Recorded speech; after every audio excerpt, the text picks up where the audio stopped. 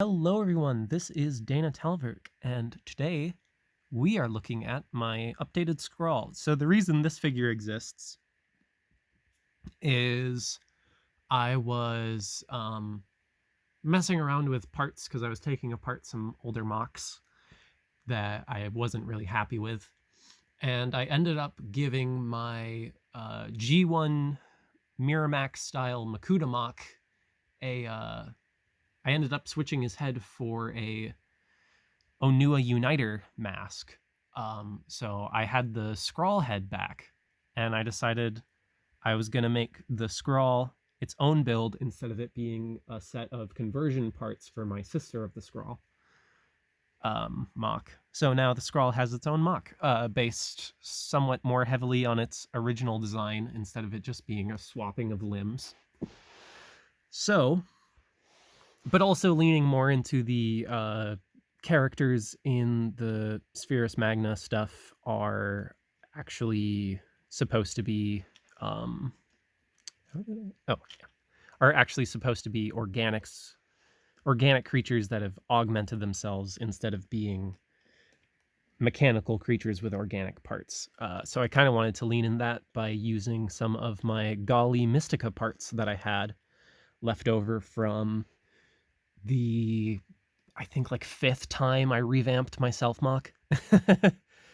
I had a bunch of those parts left over, so I figured I wanted to use them. So I kind of another reason I wanted to make this mock was in order to customize my Strax mock to be kind of a hybrid between the actual Strax and my oldest brother's OC.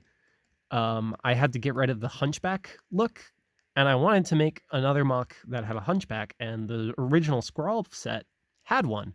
So I decided to remake it for that reason, because I had this Gali Mystica. Was it Mystica or was Gali Fantoka? I don't remember. Fake fan. Anyway, no, that's a joke. I'm very much a fan of Bionicle. I just get the waves mixed up sometimes.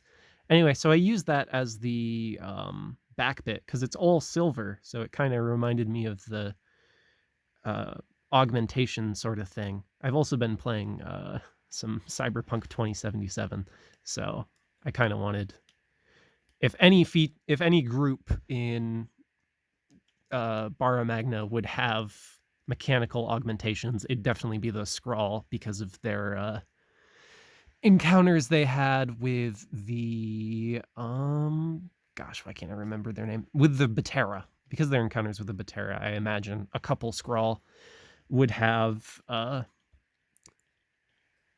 mechanical augmentations after the few that survived those conflicts. So you could potentially say that this isn't a generic Skrall, kind of like how the original set was originally a generic Skrall, but then they were like, actually, it's a named character. So you could say this is the same named Skrall as that set instead of just being a generic Skrall. But I also kind of like the idea of this just being, this is what most Skrall look like, except some would have more organic parts than others and stuff. I actually kind of want to order a bunch of the parts I used to make this set. To make this model, and then a bunch of those bone parts from the G2 Skull villains, and make a bunch of weird looking Skrall. I think that'd be kind of cool. But enough about that. Let's talk about gimmicks. He has a double-bladed saw shield. So he's got the iconic Skrall shield piece on the outside, and then he has the Hero Factory saw blade on the inside of it. And then he has, this is literally the exact same build that the original set sword was, except 2 of the parts that used to be red are now black. And that was because I just couldn't find any of them in red in my parts bin, because I'm pretty sure I've used all of their red versions. So now that we've gone over that, let's go over articulation. So he has hinge joints at the base of the shoulders because of how his arms are mounted. And then he's got a ball joint at the shoulder, hinge joint at the elbow, ball joint at the wrist. Same on the other side. He's got ball jointed hips, ball jointed knees, and ball jointed ankles. So that about does it for my Skrall. I really want to get Astronius for parts and make Astronius to kind of complete my Glatorian scale Skrall. But that probably won't be for a long time because of current situation stuff. But that about does it for this figure. Tune in next week for a build I've always wanted to do, Skirmix.